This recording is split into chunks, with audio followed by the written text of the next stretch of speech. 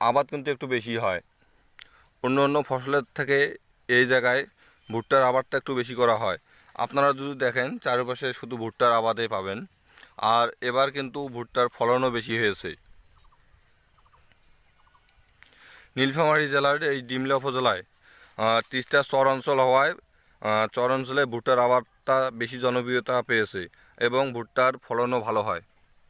আর নীলফামারীর কৃষকের মুখে শুধু একটাই কথা, আমাদের ফসল যেহেতু ভালো হয়েছে, এই ফসল যদি আমরা ভালোভাবে ঘরে তুলতে পারি এবং তা বিক্রয় করতে পারি তাহলে আমরাও লাভবান হব, বাংলাদেশের অর্থনৈতিক চাকাও সচল হবে।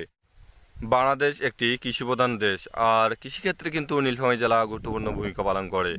তাই এই অঞ্চলে কৃষকের মুখে একটাই কথা, আমরা যদি এই ফসলগুলো ভালো দাম দিয়ে বিক্রি করতে পারি তাহলে আমরাও কিন্তু লাভবান হব। আর এই ফসলগুলো বর্তমান করোনা পরিস্থিতিতে